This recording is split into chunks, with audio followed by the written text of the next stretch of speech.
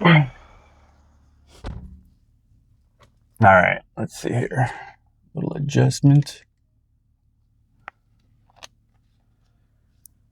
What do we have? The law of covetousness.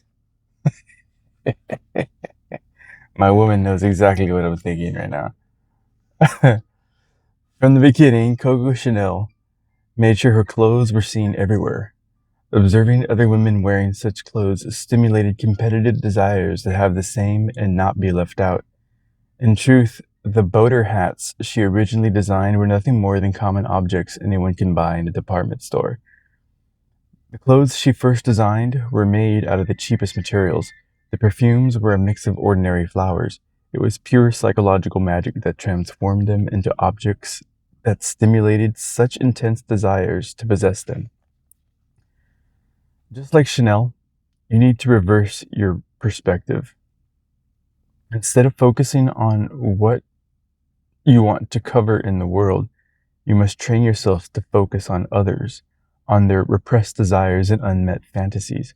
You must train yourself to see how they perceive the objects you make as if you were looking at yourself and your work from the outside. This will give you an almost limitless power to shape people's perceptions about the objects and excite them. People do not want truth and honesty, no matter how much you hear such nonsense endlessly repeated. They want their imaginations to be stimulated and to be taken beyond their banal circumstances. Create an air of mystery around you and your work. Associate it with something new, unfamiliar, exotic, progressive, and taboo. Do not define your message, but leave it vague. Daily law, create an illusion of ubiquity. Your object is seen everywhere and desired by others. Then let the covetousness, so latent in all humans, do the rest. Set off a chain reaction of desire. As for the laws of human nature, law number 5, become an elusive object of desire, the law of covetousness.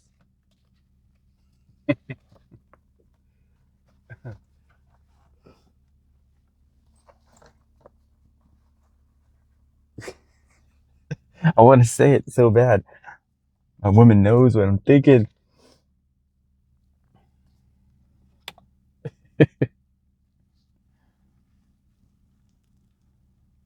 You've seen South Park. If anybody watching this has seen South Park, you know what I'm thinking. This is not the day and age to be making statements like that out loud. Unless you want to get canceled.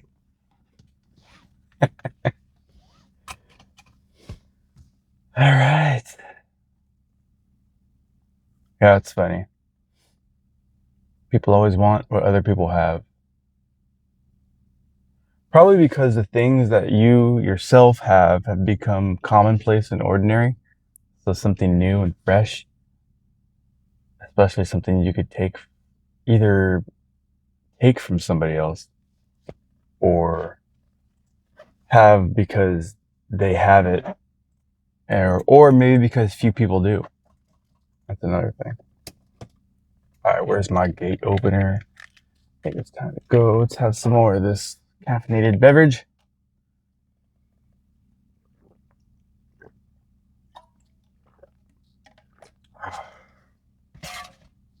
Turn up a little bit of classical. Put on number 4. Barely a background noise for me to hear as I drive. Covetous.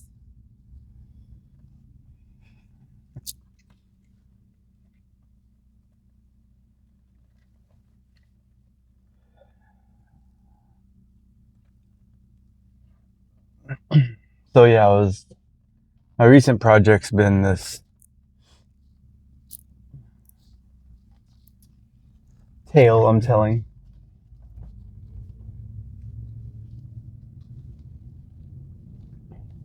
It's the general structure of my existence. I guess you could say put into story form.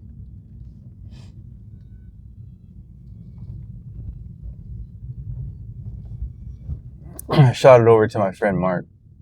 It's like the first draft of what I was able to produce. There's actually a couple of events in my life that I had completely forgot about. I don't even remember. Well, to be honest, what I made, I haven't even read yet. I didn't even want to read it yet. Plus, it's on my phone, and I'm like, I was trying to put it on my laptop so I could read it on there because my eyes aren't into trying to. I guess I'll have to read it on my phone, but it's so small. So I wanted to put it on my laptop, but having technical difficulties. I think the USB-C cable I'm using is like got a little bit of a glitch.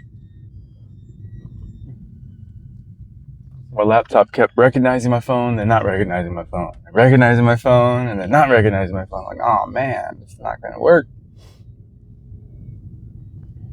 So,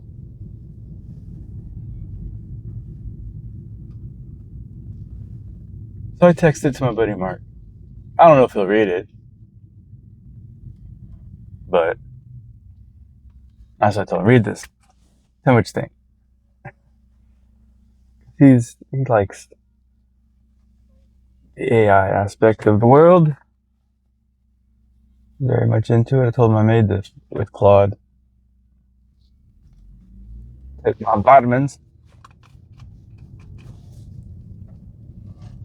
Told him, tell me what you think. Just left it at that. See if he does.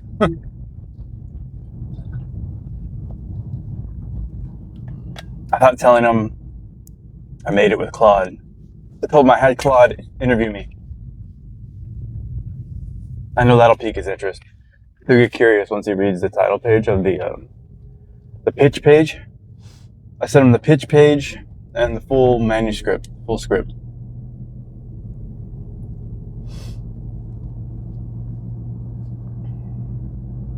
Who knows? It might be an interesting enough story. I think there's a lot of elements in it that people might find interesting.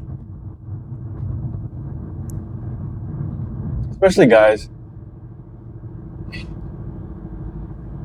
But really anybody who, let's say, how would I put that? Who let others outside themselves kind of diminish their beliefs in themselves and just settled instead of really going for it. I think anybody who's had a life similar to that might find this story interesting.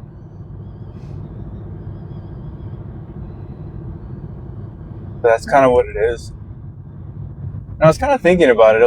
It's almost like if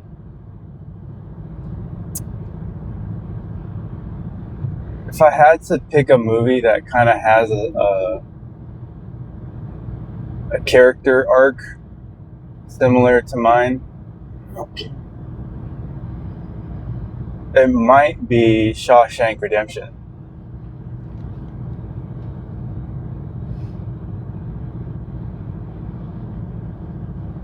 Vaguely similar to something like Shawshank Redemption, because it is like a redemption story, like a redemption arc. I think that would be the proper word, or maybe vindication. It's another word.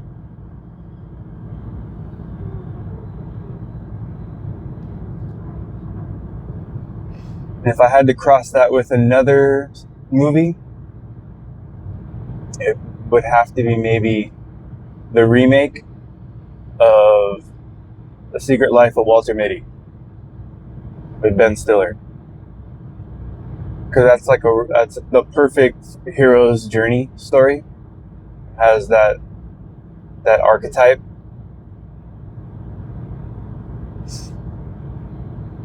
and I like how his character in that movie is a completely different person by the end of the movie because of how the journey affected him. And I think that applies to my story as well. And I say all this humbly. It's not like a brag. It's just kind of what I saw or have been seeing play out in the story that is me. But there are a couple of, I guess, I don't know, I don't even remember. The interview I conducted with myself was, it was really long. I I don't remember if I mentioned the bowling ball incident. That kind of coincides with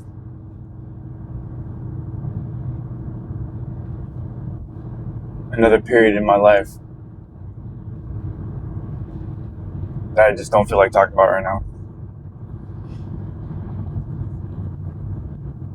But it was pretty, another traumatic incident in my life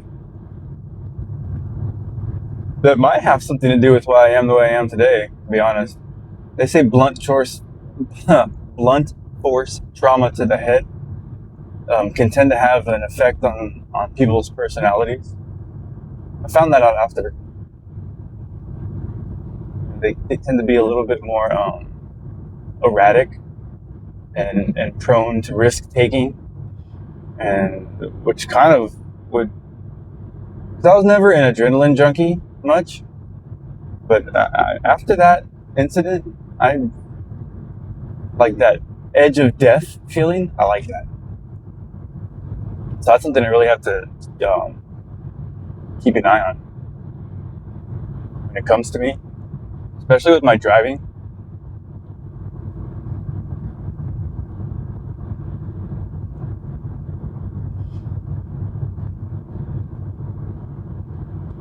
I really love the feeling of speed in a car.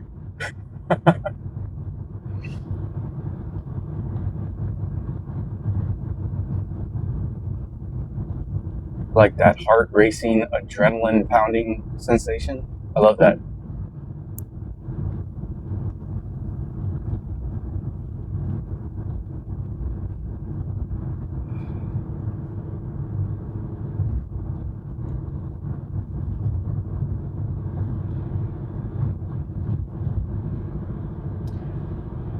To be honest, that's kind of another story I could add to this. Was when I got a ticket. Might as well tell it now because if it's going to be in the story. So this is towards the end of my failed. I didn't fail. Let's put it that way. Of a relationship that was dissolving. I had nothing to do with that. Let's be clear about that. But anyways,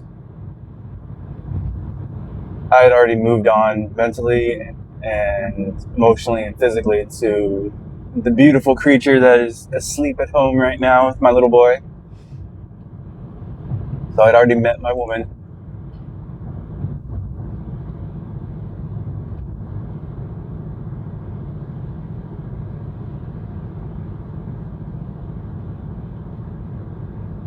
And I had fell asleep at her house one day.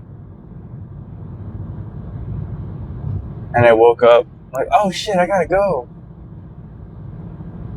So I jumped on the freeway and I was flying. I was going so fast that the needle on my speedometer was pinned to the max. The car I was in at the time could not go any faster than I was going. I literally maxed out the speed range of that vehicle. And I was so focused on the road, I was staring straight ahead, so focused on the road, my peripheral vision was completely gone. I had just complete tunnel vision of what was ahead of me, so I didn't see any of my mirrors.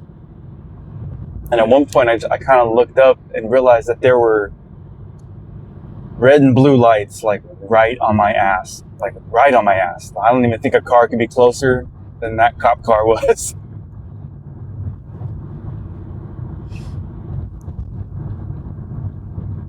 So I put on my blinker and I kind of put my hand up to kind of sit because I knew he could see me. Kind kind of signal that I recognized he was behind me. I put on my signal, and I got off on the next immediate exit, and I pulled over. And I already had my license out, and like my head's on my steering wheel, like, oh fuck. Because I knew I was like, this is. Because I knew when you get caught driving like that, that's like really bad. It's not normal speeding ticket. But I didn't know what could happen. I just knew it was like, this is worse than like a normal, oh, you were going 15 miles over this or whatever. This was like really bad.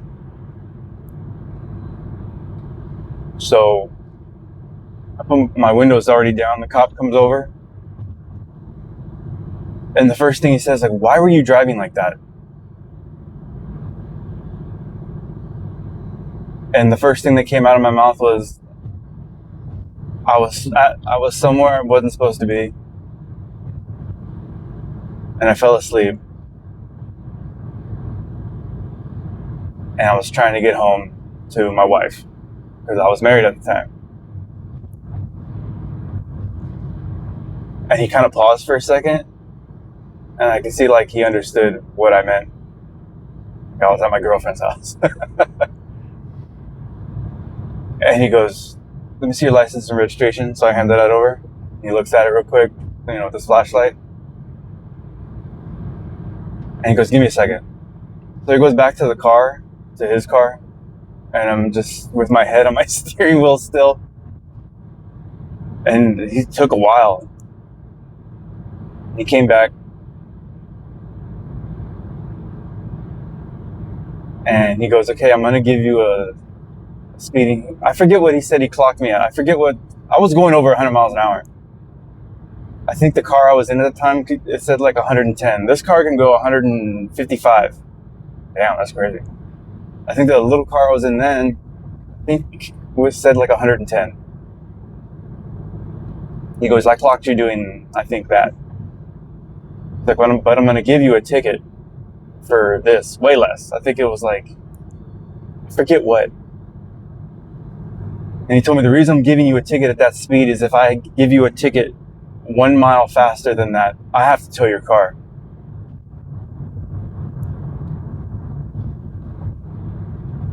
So he gives me the ticket, I sign it or whatever the process is. I don't even remember. And he goes, okay. Drive safely home.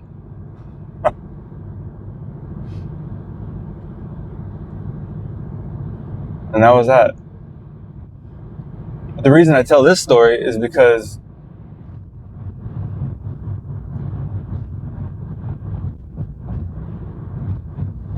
I think that ticket, I wasn't able to pay that ticket.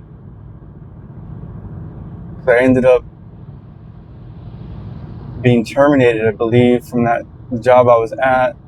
I ended up actually having a car accident also.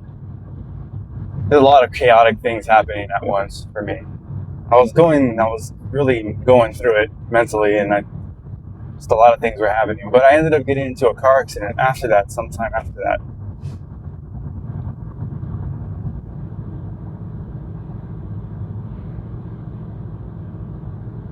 And that's how I ended up without a car for a while, and that's how I ended up with my girlfriend with just her car.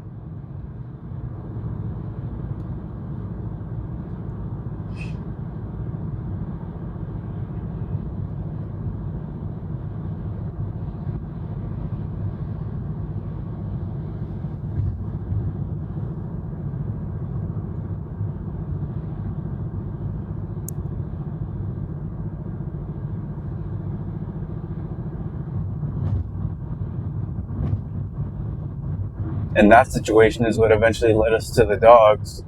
So all this is kind of linked together. It's a little bit of a chaotic, traumatic space-time, like compressed into maybe the space, maybe 5 years-ish. 3 years, maybe? Or was it like this kind of limbo?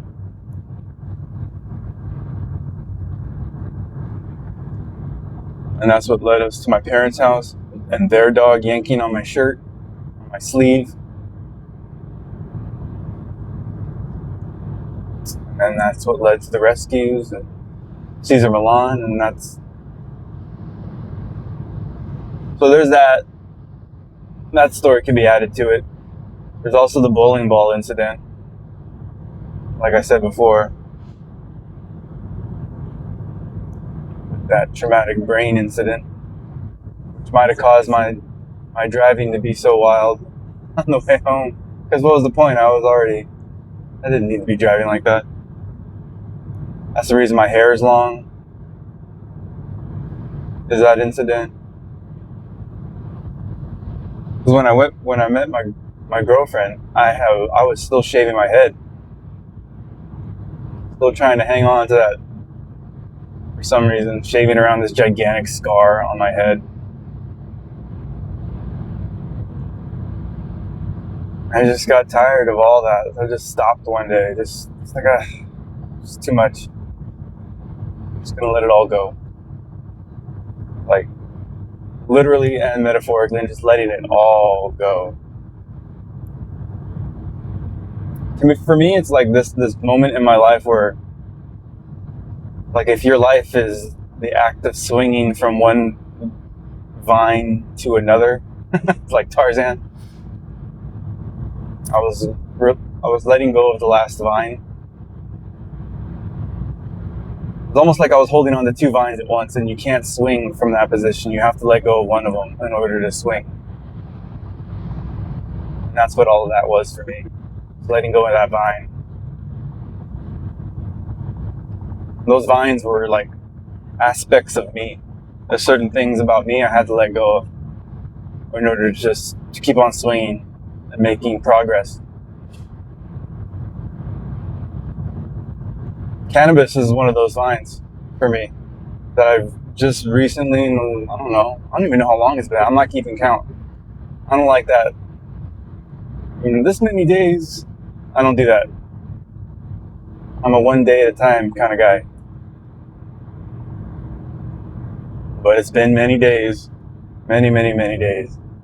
And that was a vine I had to let go in order to keep my progressive swing moving forward.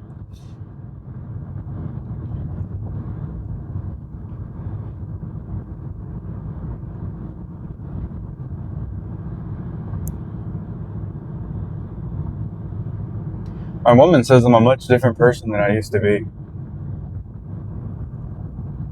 And the way she says it sounds like a very good thing.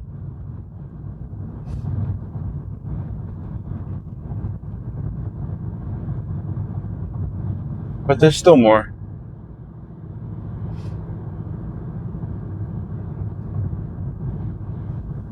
So anyways, all that background story can be added.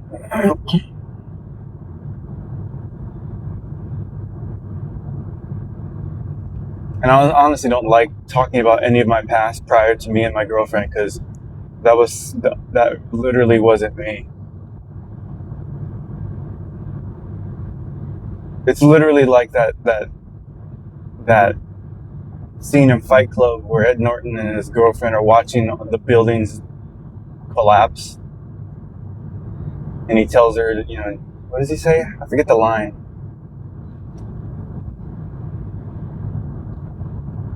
Something about like he was a very different person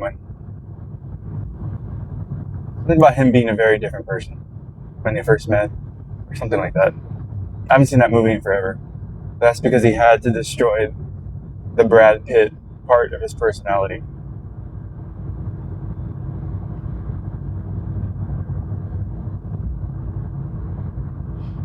Great movie.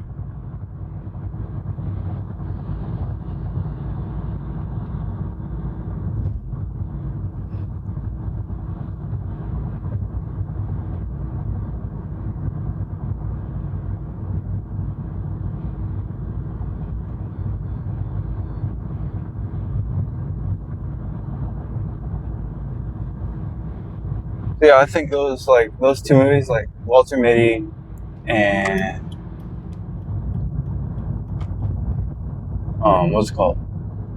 What did I say? Shawshank Redemption. In the Shawshank Redemption, he gets framed for like a crime he didn't commit. He gets blamed for it. He gets put in prison, And his character is very passive. He's very like I guess passive would be the best word to use.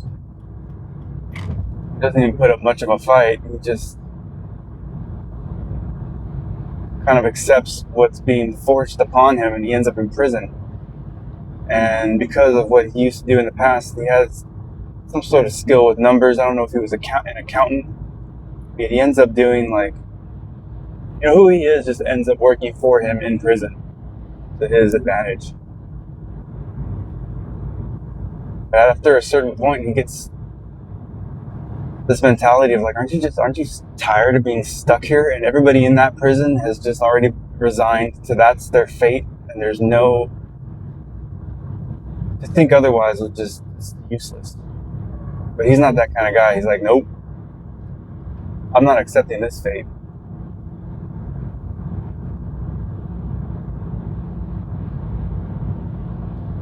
So he slowly puts together a plan to get himself out of there. It's like one of Stephen King's best books. If anybody out there that hasn't realized that that's a Stephen King book, they just think of Stephen King as writing pure horror. But he wrote all kinds of different stuff. Shawshank Redemption being one of them. But I love that story. I always did. I didn't even kind of realize that I identified with the main character. Because towards the end of the movie, when you're watching it, it's like he has to crawl through the sewer line to escape that prison. He literally has to go through shit to escape where he is. And I identify with that. I went through a lot of shit to free myself from where I was at.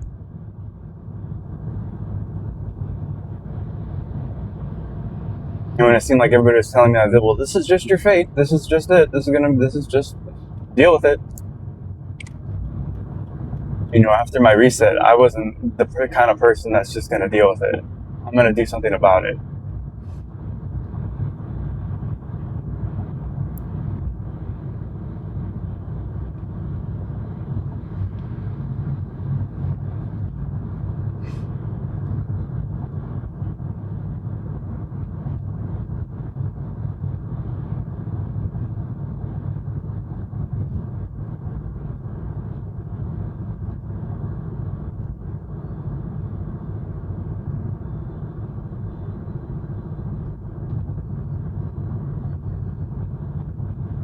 The phrase in my head right now. The first part that pops into my head was the second half. They say die trying. And then the first word that came to mind after I heard that in my head was live. Live or die trying.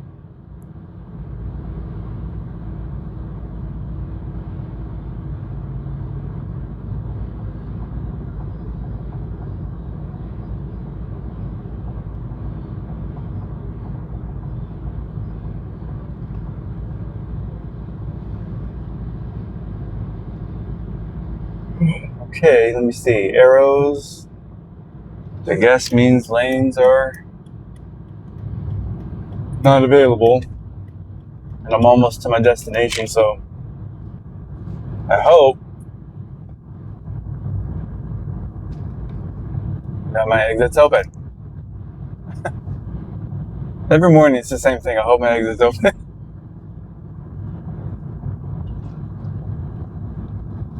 So anyways, all that's on my mind because I wrote the script, or I conducted the interview and was assisted in assembling the manuscript for it. And it just happened that for whatever reason, I had a dream last night. I don't remember my dreams very often, but I had a dream. It was like an awards show of some sort. And somebody's name was called, as the winner of whatever award was being given.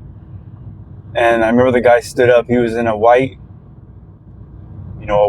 dress shirt. with a black vest, black pants, and he kind of looked like me, and everybody kind of in the audience looked like me. They had like this mustache and like this chin thing going on. Although his chin thing was a little longer, and his mustache was like a little more. How do I explain that? Like a little bit more wild. He looked a little bit more wild, more overgrown, I guess you could say. Not as trimmed and maintained as mine. Kind of like, how would I describe that? There's like old movies where people kind of look kind of like that. What era would that be?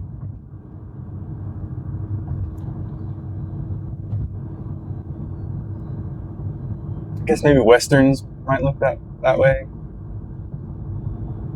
Just a little bit more unkept and grown than as trimmed as I keep mine. But anyways, I woke up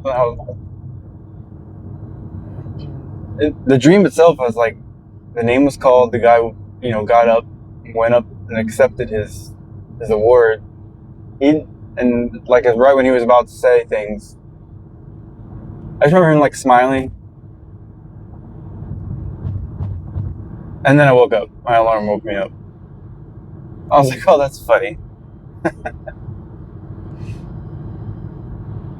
But like everybody in the audience kind of looked like me. It was interesting. Whatever that means. Yay, my exit is open.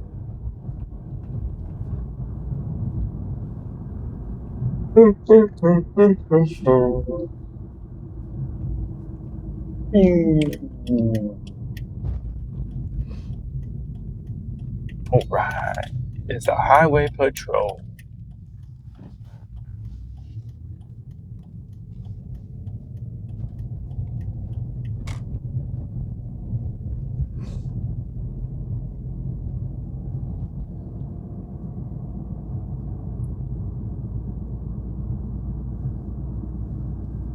Okay. Last couple turns.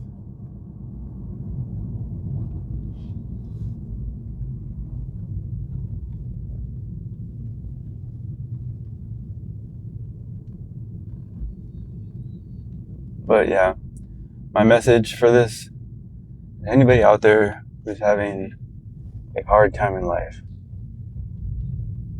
and it fits perfect with the whole Shawshank Redemption crawling through the sewer metaphor. And I don't remember where I heard this, but I thought it was clever when I heard it.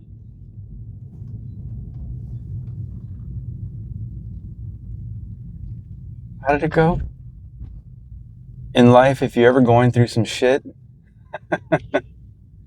keep going. Don't stop. Because if you stop, you're still in the shit. Just keep going.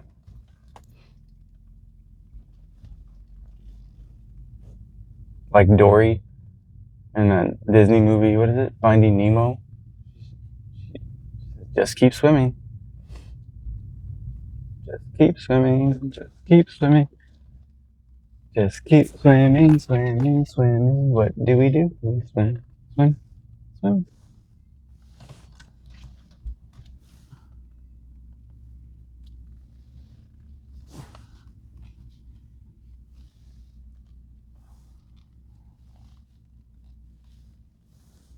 And there. Scene. Alright. I have arrived.